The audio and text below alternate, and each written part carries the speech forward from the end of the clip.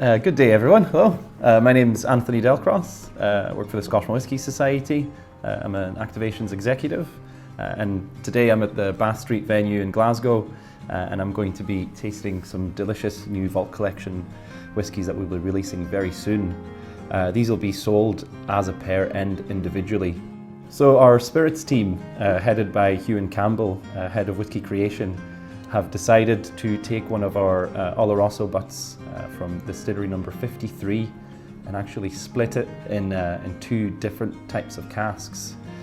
So they took it at the age of 27 years and split it 50-50, some in a first fill ex-bourbon and some in a first fill rye cask. So the difference between rye and bourbon is really just the mash bill. More corn content in the bourbon and a higher rye content in the rye whiskey cask. So you would think that it would probably impart some different flavors, different aromas, and you can already see that once it went through the tasting panel, they were actually put in different flavor profiles, so it already kind of shows that there is a distinct difference between these two. I've decided to start with the ex-rye cask first, which is from the Old and Dignified flavor profile. So this one is number 53.432. So straight away we can notice a really nice, vibrant golden color coming through. Yeah, very, very appealing. So on the aroma, I completely agree with the flavor profile for this whiskey. Even though it's a peated spirit, we're definitely on the Old and Dignified category here, just because of its kind of rich complexity. With we've got some kind of notes of rancio, which is it's quite a distinctive flavor for anything that's quite aged, which probably that would come from the sherry influence. And then there is something a little bit vegetal that's really interesting. What I find about this whiskey is that we've lost a bit of its smoke, and we're doing a huge emphasis on the earthy, vegetal peatiness of the whiskey, which is something that doesn't happen that often from that distillery. There's usually a very big focus on the balance of peat and smoke, so that is something that brings something quite unique out of this whiskey. And I can't stop getting back to that vegetal note, and anyone that is into agave spirits, it kind of reminisces of that kind of aroma. It's quite fun.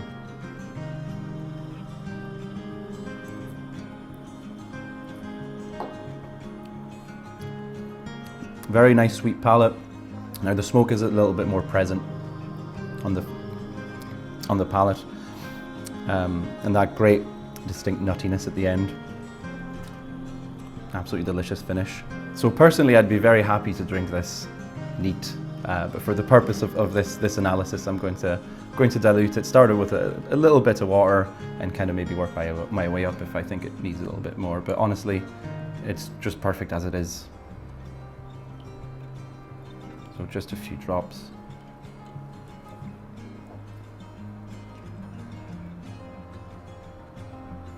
And now there is something a little bit more. There's some kind of tobacco notes that are a little bit more present with that rancio that comes out a little bit more again.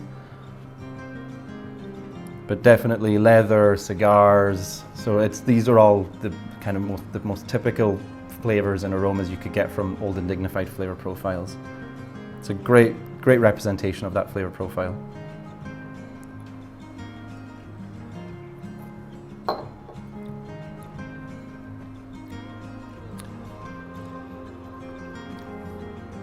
And the water will bring out something a little bit more juicy.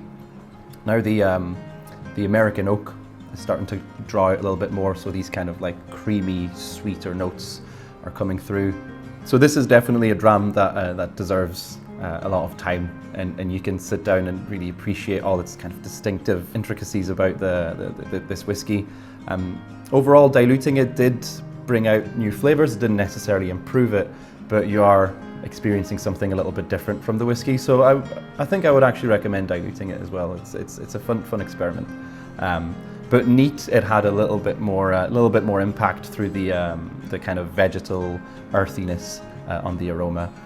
But like, I think it's like a 10 out of 10 really. It's just absolutely delicious. It's those kind of flavors that you you have to wait for about 3 decades to experience. So now we're going to try the second 53, which is the 53.431, which was matured for the last 4 years in the first fill length bourbon cask. And so now this is quite fun because we're leaning a lot more on the smoky side of Distillery 53. That nice kind of smoky, ashy peatiness.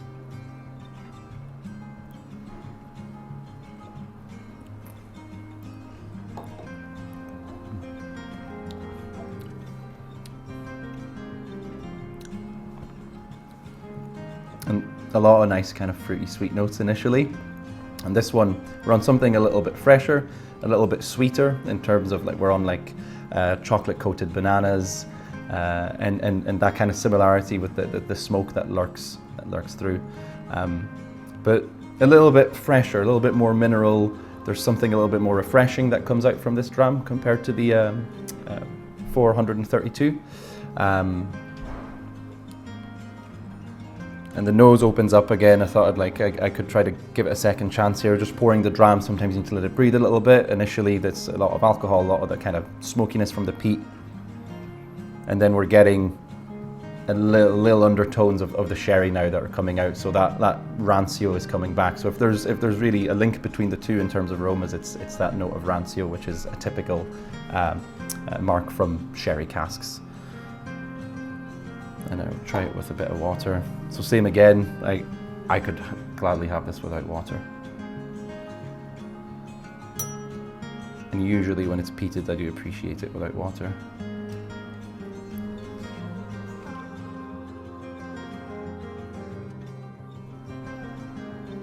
And so now we've kind of tamed the smoke a little bit and the presence of the sherry is coming out.